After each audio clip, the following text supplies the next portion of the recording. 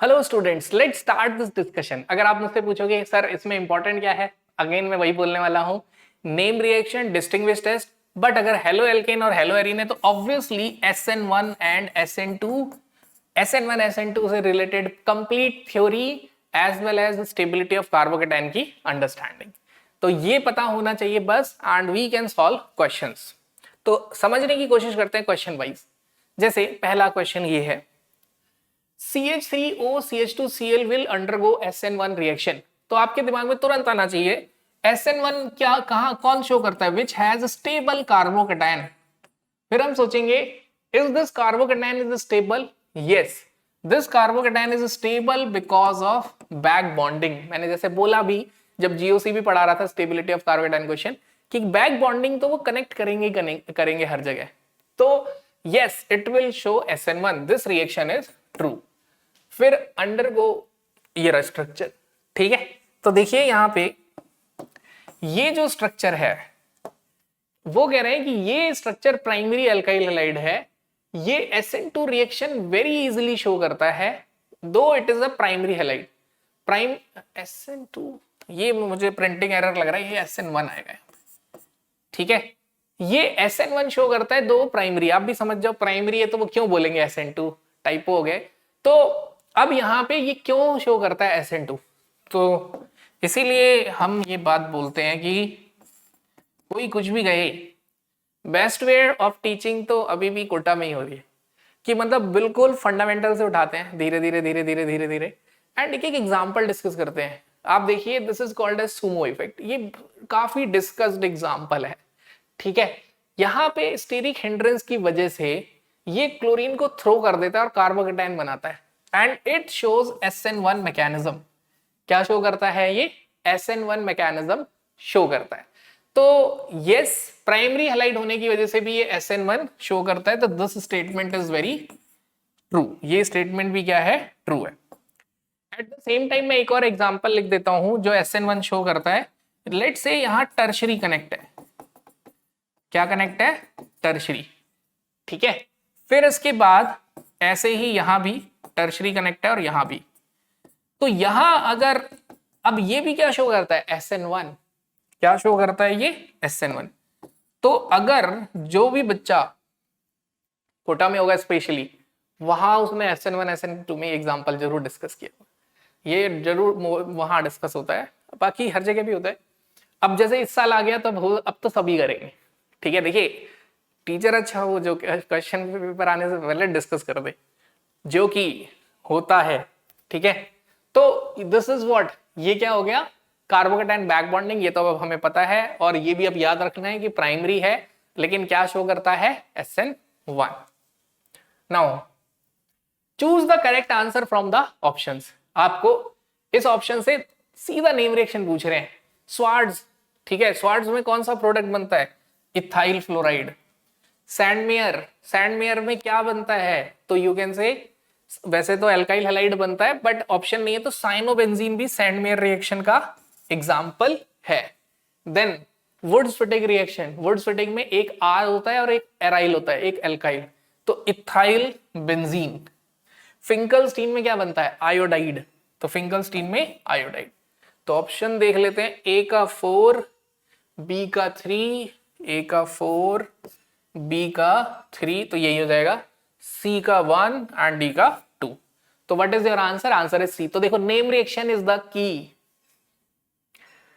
Next, ascending order of relative rate of solvolysis. कभी भी solvation बोला है तो जब भी सॉल्वोलिसिस की बात आएगी तो क्या होगा? सॉल्वेंट हाइड्रेट करेगा, मतलब हाइड्रेशन होगा। तो सॉल्वोलिसिस मतलब स्टेबिलिटी ऑफ कार्बोकेटाइन देखना है। क्या देखना है? Stability of carbocation. जितना स्टेबल कार्बोकेटाइन होगा उतना ज्यादा वाटर मॉलिक्यूल्स या सॉल्वेंट से बॉन्ड बनाएंगे और वो टूट जाएगा, ठीक है। तो या रिवर्स सोचते हैं, जितना सॉल्वेंट जुड़ेगा उतनी एनर्जी रिलीज होगी और कार्बोकेटाइन उतना बनेगा। तो जिसमें जल्दी कार्बोकेटाइन बनेगा वहां सॉल्वोलिसिस जल्दी होगा। यहां कंफ्यूज इस बात से मत होना, addition of solvent molecule is called as solvation. Solvolysis का मतलब वो सॉल्वेंट खुद ही ब्रेक हो गया, ठीक है। तो सॉल्वेंट की प्रेजेंस में, जैसे अमोनोलिसिस, तो अमोनिया वहां पे जाके कनेक्ट हुआ, तो सॉल्वोलिसिस यहाँ पे सॉल्वेशन की प्रेजेंस में। तो जैसे मान लो ये इन सबको वाटर में डाल दें, तो कौन पहले वाटर जाके कहाँ अटैक करेगा ताकि OH और H में ब्रेक हो, तो कहीं ना कहीं depends over stability of carbocation. देखते हैं ये अगर कार्बोकेटायन बनाएगा, ठीक है, बोर्ड पे देखिए, थोड़ी देर के लिए हेलोजन गायब कर देते हैं, सोचो ये है ही नहीं, तो ये कौन सा कार्बोकेटायन बनाएगा, टर्शियरी। ये कौन सा कार्बोकेटायन बना रहा है, सेकेंडरी प्लस रेजोनेंस है बेंजीन के साथ। ये कौन सा कार्बोकेटायन बना रहा है, सेकेंडरी प्लस दो बेंजीन के साथ रेजोनेंस है। ये क्या बना रहा है, सेकेंडरी प्लस हाइपर कॉन्जुगेशन।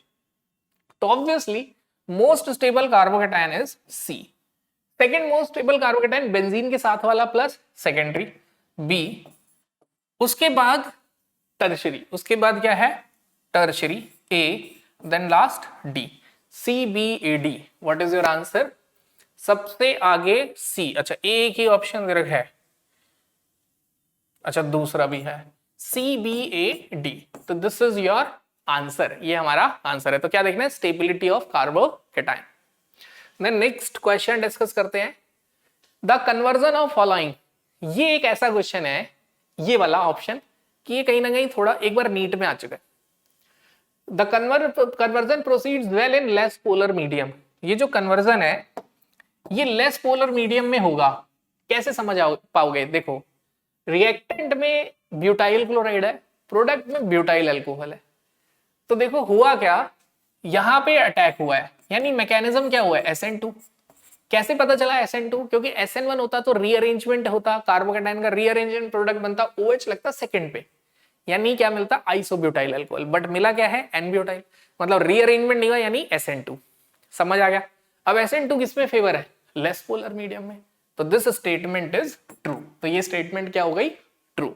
अगर यहां रीअरेंजमेंट हो रहा होता, इसीलिए जब मैं पढ़ाता हूं ना बच्चों को हमेशा बोलता हूं, बच्चा मेरे से पूछता सर रिएक्टेंट है, ये है, यहाँ तो SN1 भी हो सकता है, SN2 भी। मैं उसे बोलता हूँ भाई जेई एडवांस के क्वेश्चंस देख लो, जेई मेंस के देख लो, इवन नीट के देख लो, कभी भी सिर्फ रिएक्टेंट देके प्रोडक्ट नहीं पूछते हैं, पूछते हैं तो वहां भी कुछ ना कुछ डायरेक्टली इनडायरेक्टली होगा, जो कि शायद अभी डिस्कशन में आए।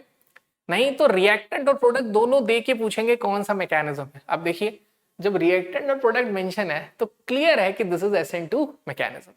अब देखिए जैसे ये वाला क्वेश्चन है, कन्वर्जन प्रोसीड्स इन मोर पोलर मीडियम, मीडियम जितना पोलर होगा उसमें ये कन्वर्जन होगा, ठीक है। अब देखिए यहां पे क्या हो रहा है, टर्शियरी अमीन है, टर्शियरी अमीन जब रिएक्ट कर रहा है तो वो बना रहा है अमोनियम सॉल्ट।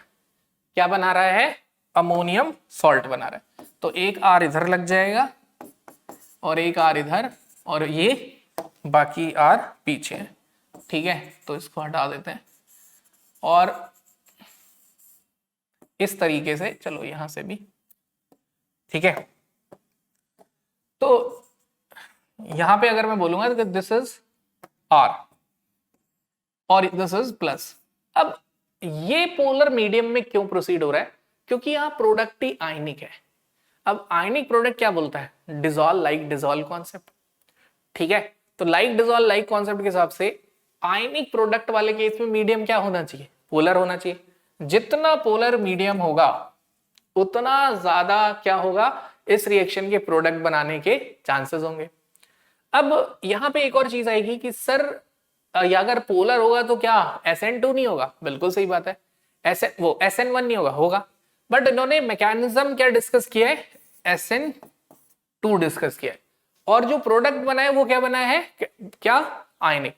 तो आप खुद सोचो, अगर ये SN2 में क्या ले लेंगे, नॉन पोलर सॉल्वेंट ले लेंगे, तो रिएक्शन के आगे जाने के चांस है नहीं। तो ऐसे केस में देखिए उन्होंने सिर्फ पोलर मीडियम लिखा है, तो पोलर का मतलब हमेशा वाटर ही मत समझिए। पोलर में आप दो तरह के सॉल्वेंट पढ़ते हैं, पोलर प्रोटिक, पोलर एप्रोटिक। तो सिलेक्शन यहाँ सॉल्वेंट का क्या हो जाएगा, पोलर एप्रोटिक होगा, बट वो सॉल्वेंट पोलर होगा, ठीक है। अब यहाँ पे बच्चा क्या सोचता है, सिर्फ दो टर्म में सोचता है, black and white, like sir polar मतलब वाटर, नॉन पोलर मतलब ये नहीं, पोलर एप्रोटिक सॉल्वेंट। तो जितना पोलर एप्रोटिक सॉल्वेंट की पोलैरिटी जितनी ज्यादा होगी, मैकेनिज्म SN2 होगा और फॉरवर्ड डायरेक्शन में उतना फेवरेबल होगा, because of like dissolve like concept. बताओ ये बात समझ आई, क्योंकि देखो PYQ एक होता है जस्ट क्वेश्चन आंसर देगा और कर देना, एक होता है अंडरस्टैंड करना कि why we are doing this, हम ऐसा क्यों कर रहे हैं, दैट आई वांट, क्योंकि देखिए ऑर्गेनिक एक्चुअल में देखिए सही मायने में तो ऑर्गेनिक में छोटे छोटे कॉन्सेप्ट बहुत हैं और उसकी अंडरस्टैंडिंग ही इंपॉर्टेंट है क्योंकि conceptual reaction product answer question answer से बहुत बेनिफिट नहीं होगा। लेकिन मैं एक बात हमेशा बोलता हूँ, slow progress is better than no progress. Plus JEE का कट ऑफ अगर एनआईटी चाहिए तो 140 150 में मिल जाता है, यानी कट ऑफ जा रहा है 40 to 50%, 300 में से 150 नंबर लाने। तीसरी चीज कि आप यहाँ पे जितना समझ सकते हो वो समझ के करो, रट के मत करना, ठीक है। जितना ऑर्गेनिक में समझ के जितना कर रहे हो समझ के करना, रटने वाला हिस्सा नहीं करना और एग्जाम में अप्लाई भी मत करना। नेक्स्ट, अच्छा ये तो हो गया both statement is true. The structure of the major product. अब देखिए एजीसीएन, जैसे ही एजीसीएन देखा तो क्या होता है, अब aryl halide do not show nucleophilic substitution. इस रिएक्शन में पहला कॉन्सेप्ट क्या इन्वॉल्व है, aryl halide do not show nucleophilic substitution, यानी कि ये जो न्यूक्लियोफाइल है, ठीक है, ये न्यूक्लियोफाइल इन दो पोजीशन पे तो अटैक नहीं करेगा। नाउ एल्काइल हैलाइड जब एजीसीएन से रिएक्ट करता है तो आइसोनाइट्राइल बनाता है which is also called as carbylamine. Isonitrile को कार्बाइल अमाइन भी कहा जाता है। That's why carbylamine reaction, तो कार्बाइल अमाइन रिएक्शन का प्रोडक्ट क्या होता है, आइसोनाइट्राइल। तो ये याद रखना है, alkyl halide with KCN form nitrile.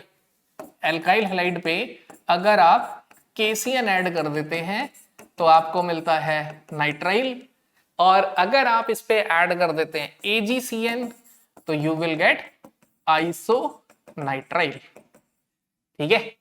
Now next, given below are two statement. एक ये स्टेटमेंट है, अगेन मुझे लग रहा है कि इसका डिस्कशन ही धीरे धीरे स्किप हो चुका है टीचिंग में। तो यहां पे क्या हुआ, दो स्टेटमेंट है। पहली स्टेटमेंट ये इसका एल्कलाइन हाइड्रोलिसिस बहुत फास्ट होता है, ठीक है, यानी बेसिक मीडियम में ये रिएक्शन बहुत तेजी से होगी as compare to this. Why, ऐसा क्यों, क्योंकि ये बनाता है डेल्टा प्लस। डेल्टा प्लस होने की वजह से ये न्यूक्लियोफाइल है, ये इस पे पहले अटैक करेगा, किसी एक्सटर्नल न्यूक्लियोफाइल से पहले ही अटैक करेगा। जैसे मैं हमेशा ये बात बोलता हूं, ऑर्गेनिक की मोस्ट फेवर्ड रिएक्शन कौन सी है, acid base. Second most favoured reaction कौन सी है, इंट्रामोलिकुलर। लास्ट में इंटरमोलिकुलर तो सारी होती है, ठीक है। तो बाहर से कोई न्यूक्लियोफाइल अटैक करे, ठीक है, बाहर से कोई न्यूक्लियोफाइल अटैक करे उससे पहले ये अटैक कर देगा। जैसे ही ये इस पे अटैक करेगा, व्हाट यू विल गेट, क्या मिलेगा आपको, तो इस पे अटैक करते ही N ने अटैक किया इस पे CH2 पे और Cl चला गया, इट बिकम्स लाइक दिस। इधर है इथाइल।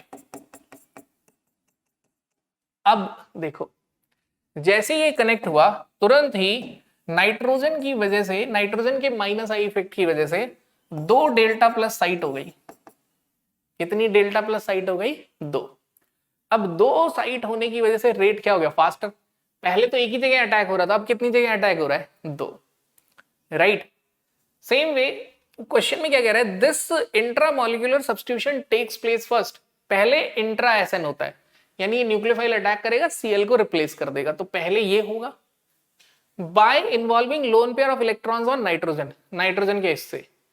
हाँ तो ये सही है, तो दोनों स्टेटमेंट क्या है, आगे वो गए ही नहीं। तो उसके बाद कौन अटैक करता है, एक्सटर्नल न्यूक्लियोफाइल। कौन अटैक करेगा, external nucleophile OH minus, first पे या सेकंड पे, और वो ग्रुप वापस लीव कर देगा, करेक्ट। तो मैं बता भी देता हूं क्या होगा इसमें। जब ये OH माइनस इस पे अटैक करेगा तो अगेन ये ग्रुप लीव कर जाएगा and you will get NET और CH2OH, ठीक है। तो मैं ये बोलूंगा स्क्रीन रोको, खुद से इस पूरी रिएक्शन को खुद से लिख के देखो, ठीक है। तो this is also called as NGP, से और क्या कहा जाता है, NGP नेबरिंग ग्रुप पार्टिसिपेशन, या इंट्रामोलिकुलर न्यूक्लियोफिलिक सब्स्टिट्यूशन रिएक्शन भी कह सकते हैं। Then next, the product be form in the following reaction. तो पहले वाले का आंसर है both statement is true, tick भी कर देता हूं, स्टेटमेंट 1 and 2 आर करेक्ट, ठीक है। Now the product be in the following sequence, इस सीक्वेंस में बी क्या है? तो देखो पहले HCl डालेंगे तो मार्कोनिकोस रूल ऑफ एडिशन, लेकिन इससे भी इंपॉर्टेंट कॉन्सेप्ट है कार्बोकेटाइन की स्टेबिलिटी। कार्बोकेटाइन कहां स्टेबल है, एक्स पे या वाई पे? एक्स पे कार्बोकेटाइन ज्यादा स्टेबल है क्योंकि बेंजीन के साथ किस पे आ जाएगा, रेजोनेंस पे। तो Cl कहां लगेगा, एक्स पे। अब अगला पता होना चाहिए कि AgCN क्या शो करेगा, SN1 as well as SN2, ठीक है। और बनाता क्या है, आइसोनाइट्राइल, तो यहां लग जाएगा NC। तो what is your answer, answer is D. क्या बना, डी। बोलो क्लियर है। H प्लस यहां अटैक करेगा कार्बोकेटाइन, इधर लग गया Cl, ठीक है। बना देता हूं चलो, तो यू गेट CH2Cl CH2CH3, ठीक है।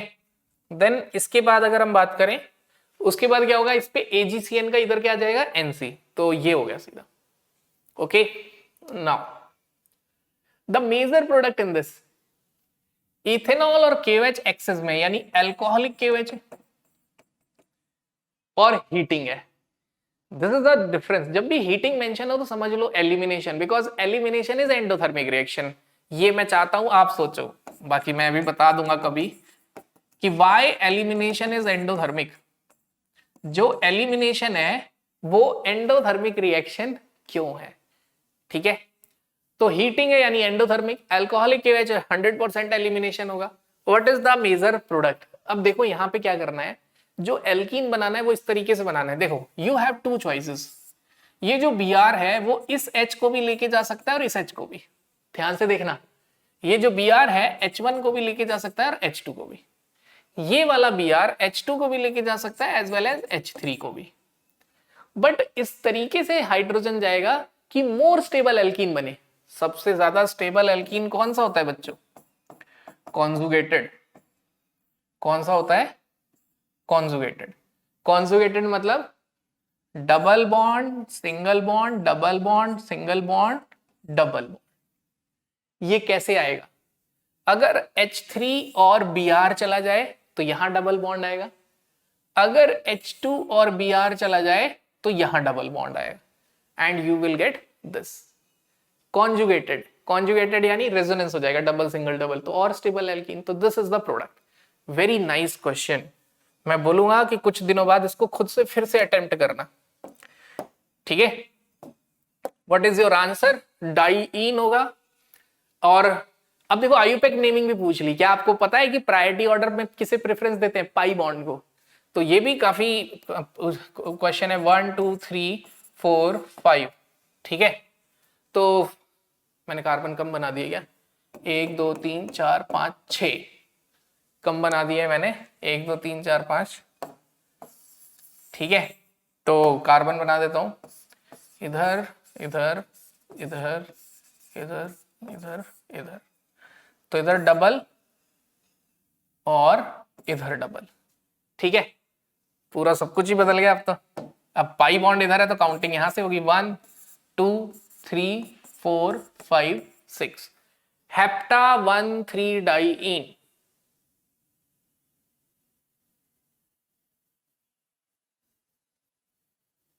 हेप्टा 1,3 डाइईन है ही नहीं, क्या गलती कर रहा हूं। ओह, एक गलती और कर दी मैंने, ये वाला कार्बन भूल गया लिखना, ठीक है।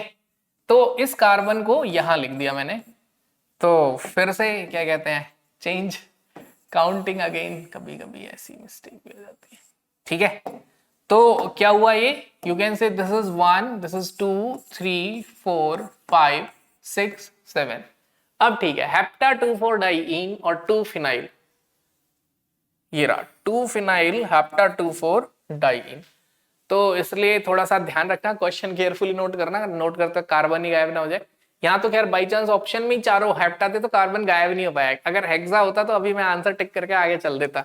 तो ऐसे सिली मिस्टेक्स को एग्जाम में ध्यान देना है कि ना हो। Now this is the reaction C2H5O- Na, this is example of SNAR, nucleophilic aromatic substitution reaction. Nucleophilic aromatic substitution में बेंजीन में अगर कोई इलेक्ट्रॉन विड्रॉइंग ग्रुप कनेक्टेड है तो वहां पे जाके अटैक करता है डेल्टा प्लस। क्या ये एनसीईआरटी में है? Yes, this reaction is mentioned in NCERT in phenol. ठीक है, फिनॉल वाले पार्ट में रिएक्शन गिवन है। एक बार एक नाइट्रो ग्रुप लगा, एक बार दो, एक बार तीन, और H3PO2 के प्रेजेंस में, और एक बार वॉर्म है बस।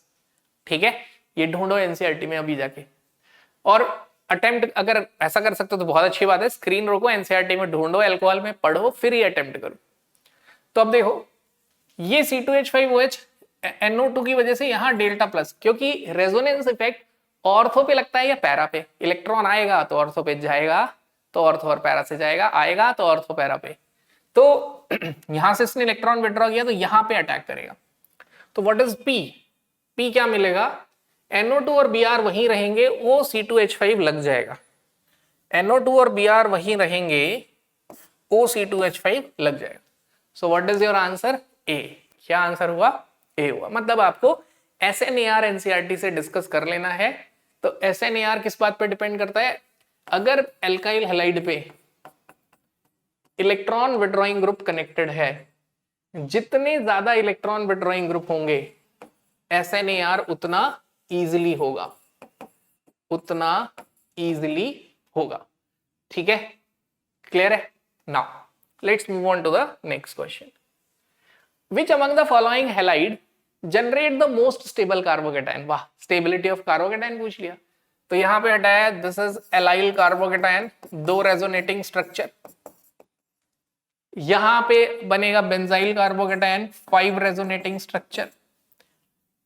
यहां पे बनेगा allyl carbocation, 2 resonating structure plus hyper conjugation, दो hyper conjugation.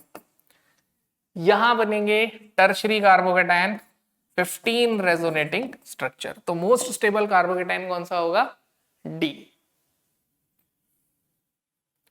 Which of the following with HBr give a phenol? कौन HBr के साथ फिनॉल देगा? तो ये ईथर की रिएक्शन है।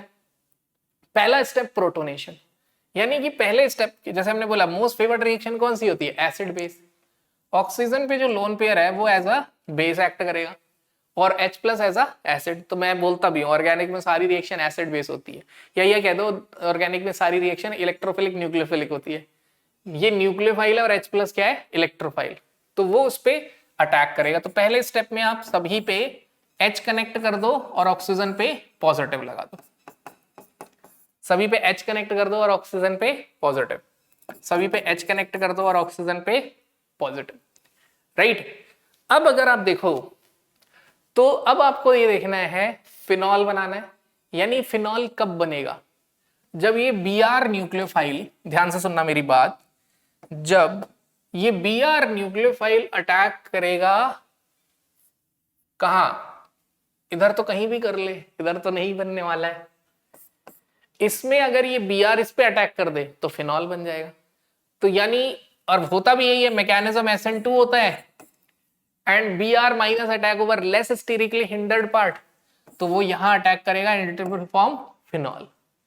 नाउ इधर फिनॉल क्यों नहीं बनेगा? क्योंकि इधर यहां भी अटैक होगा इस पे, लेकिन जो ग्रुप बनेगा वो बनेगा बेंजाइल अल्कोहल, तो दिस इज नॉट फिनॉल। तो यू कैन से यहां जो मैकेनिज्म होता है ना, ये कार्बोकेटाइन बन जाता है, इधर मैकेनिज्म फॉलो होता है SN1। ध्यान से देखना, जहां स्टेबल कार्बोकेटाइन होता है वहां SN1 मैकेनिज्म होता है, जहां अनस्टेबल उधर SN2। तो टर्शरी और बेंजाइल में हमेशा SN1 मैकेनिज्म होगा, कार्बोकेटाइन बनेगा, और मैंने एरो गलत बनाया है, Br माइनस अटैक करेगा इधर and you will get CH2Br plus CH3OH। ठीक है, पहले मैंने ऐसे भावनाओं में बह गया था, फिर मैंने दिमाग लगाया। तो मॉरल ऑफ द स्टोरी, दिमाग लगाओ, भावनाओं में मत बहो। ठीक है, तो देखो कार्बोकेटाइन बना और ऐड डी पार्ट, यहां भी स्टेबल कार्बोकेटाइन है, तो मैकेनिज्म क्या होगा? SN1, यानी बॉन्ड टूटेगा और इधर कौन लगेगा? Br। तो you will get tertiary butyl bromide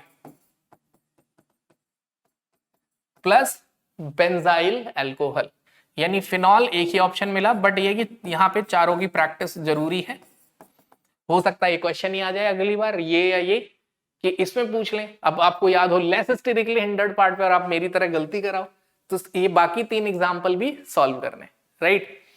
यहां तो ऐसा कुछ है ही नहीं, 2 OCH3 है कोई, बट कार्बोकेटायन यहाँ इधर बन रहा है, अगर डेल्टा प्लस, स्टेबिलिटी ऐसे कोई हिंडर नहीं, तो इधर मैकेनिज्म क्या है, SN2,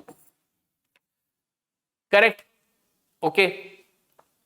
नेक्स्ट, तो यहां हमने डिस्कस कर लिया halo alkane and hello arene. Next session में हाइड्रोकार्बन डिस्कस करते हैं।